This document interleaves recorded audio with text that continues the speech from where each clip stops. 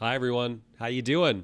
It's Friday at 4:05 p.m. Mountain Time. The price of Bitcoin is $22,766. The price of Ethereum is $1,540, and the price of my favorite microcap coin, Giddy, is 4.56 cents. Everything right now is down slightly. Bitcoin down 1.96%, Ethereum down 3.13%, and Giddy down 1.66%. Nothing to get too excited about, nothing to write home about, nothing to lose sleep over either. It's another day. Slight variation from yesterday in the US dollar price, but c'est la vie. Every day is something of a roller coaster. If anything, this is just moving sideways. There it is, folks. A little bit of a green, a little bit of red, pretty normal. Let's jump over to Crayon. I really like this tradition that we've done. I cheated. I punched in a phrase that produced some hilarious results. If you haven't done this yet on Crayon, I highly recommend it. Punch in the face of a notable public character. You will get their nightmare version. Like Gary Gensler, this guy right here. Oh, is this lagging? That's not good. Well, c'est la vie. We continue on. I'm going to delete Gary Gensler. I'm going to delete the proper nouns. How about that? Or at least the names. I'm going to delete Gary Gensler and Brian Armstrong. So it is Coinbase Battle Royale with SEC. Let's see what that produces. Moving on, we're going to talk a little bit about Bitcoin, and then we're going to get into the SEC stuff in just a moment. From Samson Mao, long-term Bitcoin hodlers have accumulated 236,000 Bitcoin since May. These are all the forced sales that have happened in this cascading contagion that took down 3AC, Celsius, Vald, Voyager, and others. So we've already seen in previous streams that the amount of Bitcoin being stacked by those with 0.1 to 1 Bitcoin is rising faster than any other category. So the plebs are stacking up while the institutions are getting liquidated. Honestly, not a bad thing, that. I'm not upset about it. From Watcher News, Bitcoin donations for political campaigns receive a green light in California. Bitcoin and other crypto donations to political campaigns have been banned in California since 2018. However, a few months back, a state regulator, the Fair Political Practices Commission, had scheduled a discussion to consider drafting amendments to the same. This means that candidates for state and local offices in California will soon be able to accept crypto campaign donations. However, cryptos cannot be retained by the candidates. They have to be converted to fiat. So there you go. You can donate to your favorite politician in California. I will not be doing that because I don't live in California, and most politicians deserve our derision, not our support, for the most part. But if you're in California or you want to see a certain outcome in California, you can make crypto donations there now. Congratulations, California. It's a step in the right direction, a step for freedom. Dan Held points out that we've seen a heck of a lot of activity in the last couple months. It's saying that in the last couple months, we've had Luna collapse, Tesla dump, BlockFi bailout, Celsius bankruptcy, Voyager bankruptcy, 3AC bankruptcy, miners capitulate, and Bitcoin drops 45%. It couldn't get much more bearish. I take issue with that last sentiment. It couldn't get much more bearish? Oh, come on, Dan. Be creative. It could always be worse. That's the thing of it. People say that something couldn't happen. My friends, it can always get worse. Always. If you're still alive and breathing, if humanity still exists, it can always be much, much worse. I think affluent Westerners and Americans like myself have a tendency to think that our bad day is about as bad as it ever gets. Study history, or just look at other places in the world. It can always be much, much, much worse than it currently is. This from, well, Michael Saylor tweeting it, but it's from CNBC. They have on a guest, I don't know who this is really. Mohammed El Arian, Queen's College, Cambridge. Quote, "A lot of people think that the crypto winter is now behind us. The damage has been absorbed. There has been a flushing out of excess, and now we have a better base to go forward." Sure, maybe, hopefully. But as with my commentary on Dan Held's position, I'm not convinced that that's absolutely the case, even if a lot of people think that, even if an economist on CNBC says that, even if good old Michael Saylor tweets that. Maybe this is my macro perma-bear position. So full disclosure, macro, I'm kind of a perma-bear. I'm an eternal perma Bitcoin bull and a macro bear. That tracks, right? If you believe Bitcoin's just going to go high and to the right forever, it's probably because the alternative, the existing financial, monetary, socio-political regimes are unsustainable and are going to be in decline. So I am a macro bear and a Bitcoin perma bull. I'm not sure we've seen the bottom. I'm not sure we've seen anything really steady out in the macro situation. Things could absolutely get worse in the macro situation. Even if we go up for a time, right? Even if we go up macroeconomically for a few months, I see no reason to say that things have steadied out and the trouble of the last couple of years are behind us now. On the contrary, I think we got a lot more ahead of us. Bitcoin was built for these turbulent times, and now we are well in them. I don't think it's going to get more peaceful here forward. C'est la vie. Moving on. I feel like I am reporting this basic headline over and over and over, but it's because we reach a new all-time high seemingly every day. The Lightning Network on Bitcoin reaches a Bitcoin capacity high, new all-time high. Okay, let me try saying that again. From Bitcoin Magazine, just in, Lightning Network, Bitcoin capacity hits new all-time high. That is just up and up and up, right? The price doesn't immediately reflect this. The price is, frankly, a lagging indicator, right? It follows the technological progression. And even when the price is down, even when we're in a bear market, the technologists keep building. They keep building on capacity. They keep building in bandwidth. So when the next bull cycle hits, our capacity is going to be orders of magnitude larger than when the last bull cycle hit. Same was true in the last bull cycle before this previous bull cycle. I'm talking about 2017, right? We had this massive bull cycle where everything went up. Do you think the capacity in 2020 and 2021 was substantially higher? It was. Orders of magnitude higher. We're going to see that continue to grow, even if it's not immediately reflected in the price. Hint, it won't be. From Edward Snowden, look, I'm just going to say it. At a certain point, our corrupt and moribund political culture has no hope of solving humanity's problems. You either bet on science and technology or you bet on extinction. Now, that sounds rather dire, doesn't it? But I think he's right. And this is what I mean when I say that I'm a macro perma bear.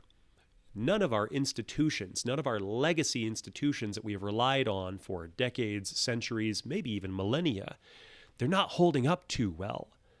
And we have this incredible technology, but it doesn't work when it's built on top of a substrate of failing institutions.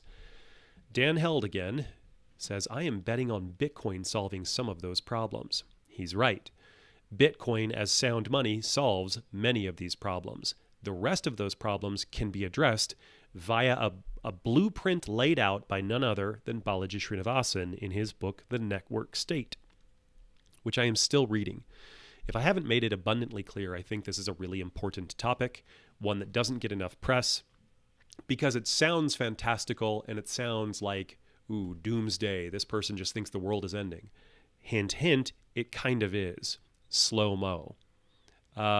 And I don't think it's climate change that is killing us. I think it is the collapse of institutions. Ray Dalio talks about all of the same things, and there are absolutely points where I disagree with Ray Dalio, the CEO and founder of Bridgewater Associates, largely considered the largest, most successful hedge fund in the world. But Balaji and Dalio agree that our institutions are failing, governments are failing, they are losing grasp on their power and control, and the substrate underneath civil society is crumbling. Edward Snowden sees it too. Now, we have these technological tools like Bitcoin to create sound money, a social technology so that we can keep peace. But Bitcoin alone, as incredible as it is not quite enough. That's why I think things like Balaji Srinivasan's The Network State are not just interesting, they're critical, they're essential for the continuation of civil society as we know it. from Dennis Porter, if you think Bitcoin can't go on a tear from here to 100,000 in the next 6 months, you haven't spent enough time in this market. Do I think that's going to happen? No. Could it happen? It could. Like I've been saying, the last couple rallies that we've seen since the beginning of 2020, those have not played out the way that models predicted that they would. And in fact, widespread models, if you have a good predictive model that everyone knows about and everyone acts upon, that model necessarily breaks, at least in a competitive market like Bitcoin, like trading, like assets that you're trying to get increase in value on. If everybody's relying on that model, then everybody's going to try to get ahead of that model, and they're going to change how the model behaves. The model's going to break because everybody's trying to beat it. This is the challenge with markets. Like I said yesterday when we were talking about Charlie Shrem and his crypto calendar that was going to tell everybody which coins were going to 1000x next, it's literally impossible. It's not how markets work. You can't just tell everybody how it's going to happen and expect it to happen that way. It's that activity precludes the outcome that you're purporting. Sorry, Charlie Shrem. This from some anon on Twitter, and I point this out because, again, the hardliners, the Bitcoin hardliners, I have a hard time understanding their approach, even if I agree with many of their points of fact, shall we say. Do Kwon, 3AC, Celsius, Tesla, just one more to go, with a picture of Michael Saylor. Like, hey, my guy, do you want Michael Saylor to fall? Is that what you're going for here? It's sometimes what it feels like with the hardliners, like they want leaders to collapse and fall in front of them. This similar attitude, I don't quite understand it. He's got this grid of high integrity, low integrity, high IQ, low IQ. And let's have a look, shall we? Who's up here in the high integrity, high IQ quadrant? Well, we've got Satoshi, Atako, and a bunch of Bitcoin plebs with laser eyes. Also, notably, they are anons. These are not individuals in the space of any report. They are Twitter anons. And who do we have down here?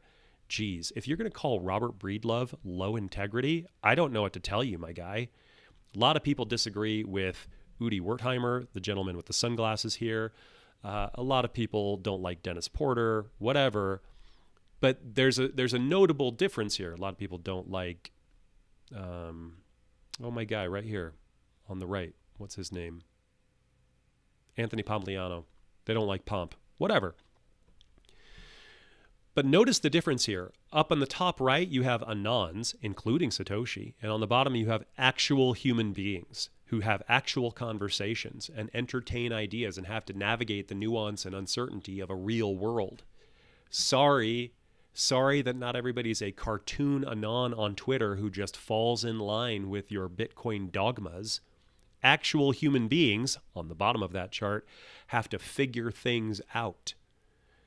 And I will say it again, if Robert Breedlove, here with the laser eyes and the hat backwards, if you're calling him high IQ but low integrity, I don't know what else to offer you. It seems like nobody will pass your purity test. And that's the problem with a lot of the hardliner camp. Corey Clipston. I can always count on Udi Wertheimer, the gentleman with the sunglasses right here. He just did an interview on Peter McCormick's podcast, Peter in the black and white here, Udi in the sunglasses here. And Corey tweeting, you can always count on Udi to provide a contrarian opinion whenever no contrarian opinion is necessary. F Zoo, Sue, F Solana and AVAX, and F Udi. Why is he being so harsh? He's saying that Suzu is going to get a lot of people wrecked when Suzu was advising that if people really want to make a big stack, they shouldn't go on focus on Bitcoin and ETH and high market cap coins. No, they should get in micro cap coins that have a much higher potential for multiple. I understand the logic here. I do. It's not like he's objectively wrong. It depends on what model you're using, what you're actually trying to accomplish, what risks you're willing to entail. Are you trying to increase your purchasing power? What are you willing to do to increase your purchasing power? Are you willing to take risks? Are you willing to invest in coins that you don't actually believe in the long term? Some people are totally fine with that, 100%. Some people say that that's actually a breach of integrity and you're a liar if you do that. You're a cheat, you're a scammer if you're investing in something that you don't fundamentally believe in. So Corey is calling out Zhu Su, and then Udi Wertheimer chimes in. Udi Wertheimer is a gadfly. He's a provocateur on purpose. That's just what he clearly likes to do. And then people get into it with Peter McCormack, the podcaster. BlockFi Pedro gave Udi Wertheimer a platform because he just recently did an interview. To which McCormack says, nobody is given a platform. People are given an interview. The thing about this it's good to talk with people you agree with and disagree with. See, that seems like the most civil, straightforward, reasonable opinion to take. Like, I talk with lots of people. I'm figuring out what I think. I talk with people that I agree with and that I disagree with. I'm needling the edge of what I understand and what I agree with to understand it better. To understand what I understand, to understand what I understand, to understand what I agree with, to understand what I don't agree with. I do the same thing. I am totally with Peter in this camp. And a lot of people are basically saying, no, you platformed a scammer because he says things that I don't agree with. These same people that are anti-cancel culture are fully on board for getting rid of somebody that they disagree with. They can't even come on a show. They can't have a conversation in public. No, you're platforming a scammer if you do that. Oh, guys. It's a hard stance to defend. And Corey Clipston, he's talking about humility in this thread. He's talking about understanding. And it's like, Corey, you're the last person to exhibit humility. You call out people every day, and some rightly so, but he calls out people every day as not being pure enough, not getting in line. It's crazy. Documenting Bitcoin at DocumentingBTC tweeted this clip of an interview with Alex Gladstein on the, who is this guy? Lex Fridman podcast. I am not going to play it here. It's a 10-minute clip. The first 5 minutes are great. It is basically Alex Gladstein saying that Bitcoin is a Trojan horse. And I have used this exact same analogy. The groups that are adopting it because it's going to go up in value, or it sticks a middle finger up to the Western world, the U.S. government, or whoever it might be, for whatever reason you're adopting it, it almost doesn't matter. What's actually happening is that you are empowering one of the most freedom-enabling technologies there are, and you're spreading it and propagating it. Your reason for adopting, whether it's price go up, number go up technology, doesn't matter. You're actually helping a freedom technology. So I highly recommend that clip. I really like Alex. I like Lex Fridman, even though he gets a lot of flack from people too. Don't know why. From Prince Philip of Serbia, quote, every country will eventually adopt Bitcoin. This is also the same gentleman who I believe was saying that, this is a while ago, he was saying that the Bitcoin might be perfect Arab Muslim money. Why? Because usury, loans with interest, are, depending on how hardline you are about this, they're against the Muslim faith. And Bitcoin is not a loan. Bitcoin is not credit or debit. It is property. A subtle distinction that most people don't think about. Again, as with all things Bitcoin, once you start asking these tough, seemingly philosophical questions like, what is money? You start to dig into some meaningful answers that have real-world consequences on our financial system, our monetary system. And Bitcoin has done that. Bitcoiners have done that. People who believe in Bitcoin have almost universally asked the question, well, what is money? And they've dug in, and what they've discovered is that money is not just anything we want it to be.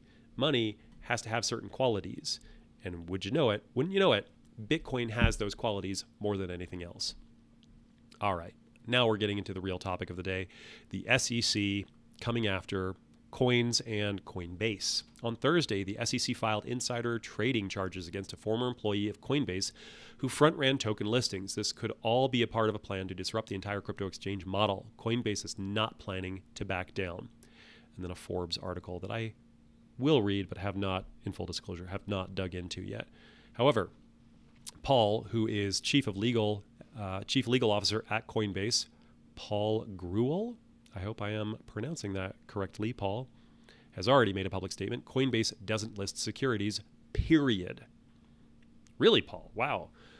Because Coinbase has listed tens of thousands of coins and tokens. Really? Should we pull it up? I'm not going to pull it up. Just take my word for it. Coinbase has listed well over 10,000 tokens on their platform at this point. So that's a lot. And he's saying that Coinbase doesn't have any securities. Not a one. Crazy. We 100% disagree with the SEC's assertion that any of the crypto assets we list are securities. Coinbase has a rigorous process to analyze and review each digital asset before making it available on our exchange, a process that the SEC itself has reviewed. I'm dubious of this claim. Coinbase has a rigorous process to analyze and review each digital asset before making it available on our exchange. My guy, you've got 10,000. Are you telling me that each one of those has been through a rigorous process to get on there? I kind of doubt it. I really don't believe that that's true. We have cooperated with the DOJ and SEC on this investigation. The DOJ interviewed the same facts, reviewed the same facts, and chose not to file securities fraud charges against those involved. This is another example of regulation by enforcement on behalf of the SEC, which is not effective or transparent approach, which is not an effective or transparent approach to regulation. More on our blog. So, I think the truth may be in the middle here somewhere. I think Coinbase may be guilty of listing some securities, many securities even. He's saying it's zero. The SEC is basically saying it's all of them except for Bitcoin. Is there any room for middle ground, guys? Is that possible? Am I allowed to do that? Or is that just traitorous to all camps? Cheers to the traitors out there. The heretics, of which apparently I am one. I don't know. From Kobe, if you're not familiar with Kobe, he is a analyst and commentator and trader in the space with a large following, 716,000 followers on crypto Twitter. But as I was saying yesterday when news broke of the SEC arrest against a former Coinbase employee, this is not new. Insider trading happens all the time and has happened for a long time, and people on crypto Twitter basically talk about it openly. Kobe is very involved in those conversations. So he cites this tweet thread from Brian Armstrong of Coinbase founder and CEO. Quote, at Coinbase, we actively monitor for illegal activity and investigate any alleged misconduct. In April, we received information about possible front-running of assets shortly before being listed on Coinbase. We immediately launched an investigation into this. As a result of our investigation, we identified 3 suspects and provided this information to law enforcement. One person was a Coinbase employee who we terminated. Today, the DOJ has criminally charged this former employee and the 2 other individuals for this abusive conduct. All very official sounding, all very responsible sounding, except that it's probably not true. As Kobe points out, when he tweeted the insider ADR tweet, he had been tweeting for months about how Coinbase listing front-running's token choice had become a huge mess. Quote, Coinbase front-running was widely known and acknowledged within crypto Twitter. Now Coinbase plays the hero catching the evil fraud. Get real, my guy. We've all known about this for a very long time. Don't pretend like this was news to you, Brian Armstrong. I doubt Brian's claim that Coinbase actively monitors with any degree of competence. The front-running lasting for over a year. Surely Coinbase could have found this before randoms on Twitter did, right?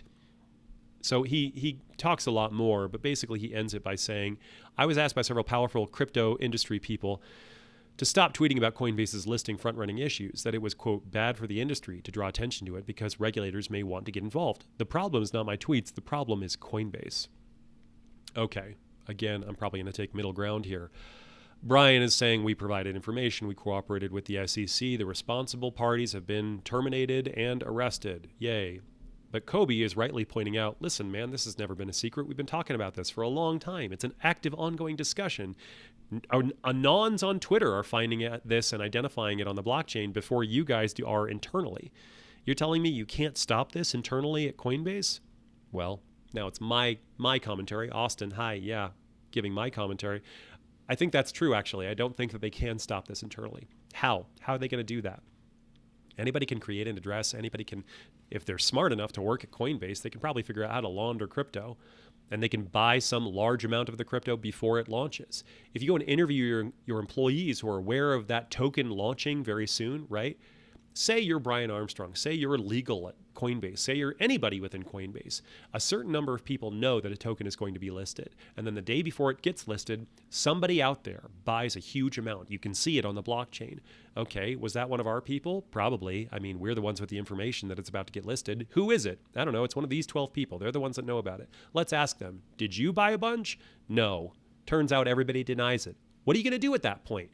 What are you going to do? You're going to hire a private eye to investigate your own employees to see if any of them are doing anything illegal? Sorry, my guy.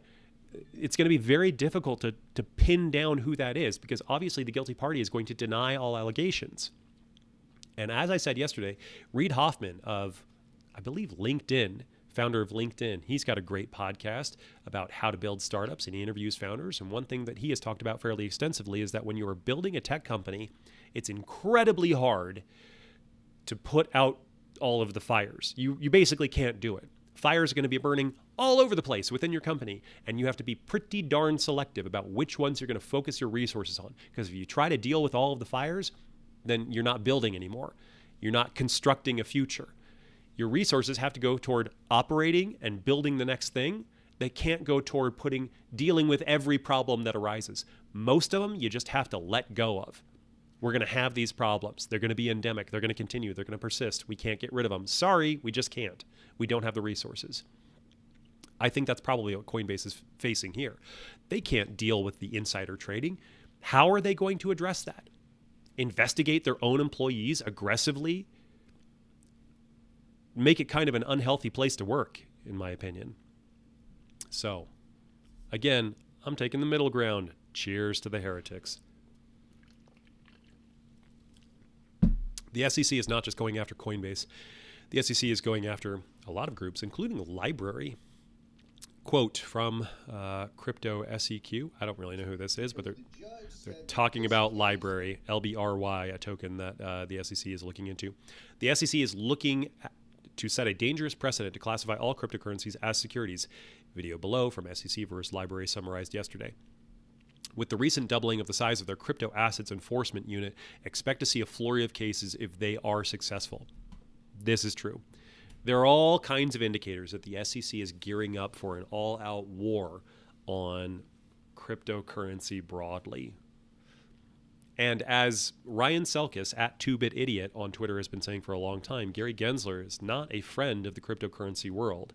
Even though he purportedly is very knowledgeable on the topic, he taught a class at MIT about cryptocurrency, he has not been friendly. Ryan Selkis calls him Goldman Gary, right? Who's he really friends with? Goldman Sachs. Library says the standard the SEC advanced yesterday for what constitutes a security includes 99% of tokens. It's probably more than that. It's probably like 99.999. It's probably everything except for Bitcoin. Whatever happens to Library and Ripple will affect the entire cryptocurrency industry. From Bitcoin on the far side of the boat, sure glad the hole isn't at our end. I'm not sure that's true, my guy. The SEC has already said that Bitcoin is not a security. They've made it very clear. So while everything else may be in trouble, Bitcoin probably isn't. And even if the entire cryptocurrency took a hit, right? Suppose that all of the other cryptocurrencies were subject of regulatory action that made them go to zero, made them drop in price, and the entire market cap of cryptocurrency dropped dramatically. Worst case scenario, right? Pretend that that happened. I'll tell you what, the Bitcoin Hardliners probably would not be upset about it. They'd probably be totally happy, even though the purchasing power of their stack just dropped dramatically. Because what it would mean is that all of the other distractions, shall we say, all of the other coins out there that are purporting to be valuable tokens, they're going to go extinct. I'll tell you what, Bitcoin Hardliners would be thrilled about that. They would be thrilled because it means all of the effort and energy moving forward would have to go through Bitcoin. I mean, I've said this before. Imagine if in 2014, instead of launching Ethereum, which is basically the mother altcoin to all of the others, I know there were others before, like Litecoin existed, but imagine if instead of launching Ethereum, Vitalik et al. Had decided, they never would have done this, but it would have been interesting. What if they had decided to build an L2 on top of Bitcoin, right? When Ethereum launched, it was a worldwide computer with an associated cryptocurrency. They've since flipped the narrative. It's now ultrasound money with all of these other widgets attached, right? They want it to be primarily money because, as it turns out, that number go up technology increasing in value, that actually is really developmentally critical for the adoption of these cryptocurrencies. How different would the landscape be if they had built an L2 instead of Ethereum? Well, I would have preferred that. I think that would have been better, more healthy for the entire cryptocurrency space. I think Bitcoin is our real shot at building freedom money. And I think this characterization by Library that Bitcoin is going to be subject to the same stuff as everything else, the SEC is going to come after them, they're not. Gary Gensler has already been very clear about that. And a lot of Bitcoin hardliners would be thrilled to see regulators come after all of the altcoins because they're not going to come after Bitcoin. They can't. Who are they going to come after? Who are they? Miners? I'm sure somebody's going to come after miners. We've talked about that extensively in other live streams, but there is no CEO of Bitcoin. There is no board of directors of Bitcoin. There's not a corporation. There's not a headquarters. There's nobody to go after. This is the strength of a decentralized network. You can't swing a baseball bat at a swarm of bees and expect it to stop them. All right, moving on. From Tony Edward at Thinking Crypto 1. It should be clear as day now that Gary Gensler and the SEC will be going after crypto exchanges. All of the U.S. crypto exchanges should form an alliance and pool their legal resources together to prepare to fight. They will stand a better chance together versus individually. It would also make sense for them to partner with Ripple and Library. This alliance should also build relationships with pro-crypto regulators and members of Congress. They should stall the SEC until the Republicans win the midterm election and can further back them. Oh, I forgot to include Grayscale as well. They are currently suing the SEC. So I think Tony Edward is right. There's a huge fight coming, and the infighting that we see within the cryptocurrency world is a distraction. Like, guys, there's an actual enemy coming for you, and it is the boot of the state. But the thing is, a lot of the hardliners are going to be rooting for that boot to stamp out the other cryptos. Yikes. War is ugly. I mean, metaphorical war. It's not real war. I should probably be careful about that because actual wars are being fought. And maybe more are coming. Who knows? From Yassine Mubarak, it's clear to me the SEC cares more about delaying the outcome of the Ripple case than the outcome itself. That's why they're attacking crypto on multiple fronts, Library, Coinbase, and other tokens. They don't want a loss against Ripple before they can score a win somewhere else. This sounds plausible to me. This kind of political legislation or regulation, that's very real, right? The optics matter, and they're being mindful of that. From Rob Payone, Coinbase/OpenSea employees getting nabbed for insider trading and facing 20 years in prison. Meanwhile, Nancy Pelosi is still walking free. This is being lampooned in this clip where people are comparing Pelosi to an actual Dave Chappelle skit. A politician gets asked a hard question, and what do? What? What did you say? Oh? No, that's not true. And then exit stage right. They just get out as fast as they can. She's pulling a full Dave Chappelle right there. From Ron Cheyenne Adams of the Bankless podcast asking, what's the end game with the SEC? Even the CFTC is telling them to chill. Commodities Futures Trade Commission? Commodities Future Trade Commission, another four-letter agency. The SEC, this is from Jake Chervinsky, head of Blockchain Association. The SEC filed a complaint yesterday accusing 10 companies of violating the securities laws, 9 digital asset issuers, and 1 exchange. None of them are defendants in the case. None of them will get their day in court. If this isn't regulation by enforcement, nothing is. So he's basically saying this is bad precedent. The way you're doing this is bad faith and bad precedent.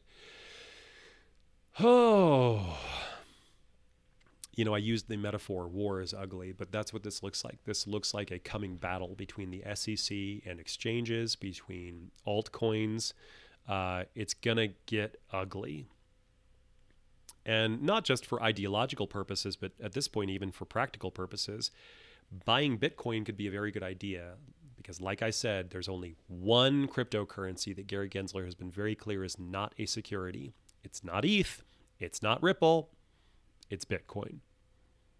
And somebody like Suzu will tell you, buy a microcap coin. Yeah, well, how well did that work out for a lot of people in this bear market? We saw yesterday Charlie Shrem shilling all kinds of metaverse tokens. Those have all lost the vast majority of their value, right? Bitcoin is down substantially. Metaverse tokens are down much, much, much more. And where many of those will go extinct, Bitcoin will live on. Bitcoin is basically unkillable at this point. All right, my friends, that is what I've got today. Oh, let's take a look at our crayon now that we're all wrapped up. Coinbase Battle Royale with SEC. Did we get anything interesting? Looks more just kind of like vague Bitcoin images. Well, you guys are better at coming up with these prompts than I am. Though I got to be honest, I'm pretty impressed with its ability to draw the Bitcoin symbol like that. Way to go, AI. You nailed that one. Got the same thing there. I'll tell you what, it will not take much longer. I mean, obviously I'm using Crayon, Craiyon, and this is a free version of an AI artist, but something like DALL-E is substantially better and is producing photoreal stuff that doesn't have the same artifacting that these do. It's going to be interesting when the data sets that these AI are pulling from, right? Because they're surveying the internet, seeing what's out there, and they're copying it, right? What happens when those images that they're surveying are the same images that they've been kicking out? So once this propagates and the internet is full of AI art, the AI is going to be sampling its own stuff. Is that going to be deeply problematic? Probably, but I'm not an AI researcher, so I can't really tell you how it's going to work. All right, friends, it's been fun. Go have a great weekend. Don't worry too much about the price. Go live your life. As much as things go up and down and we all want to get rich, why do we want to get rich? It's so that we have a little more time in our life to enjoy the things that we love. Why don't we do a little bit of that right now? I'm sharing this as much for myself as I am for you. It's good advice. All right. We'll talk again later.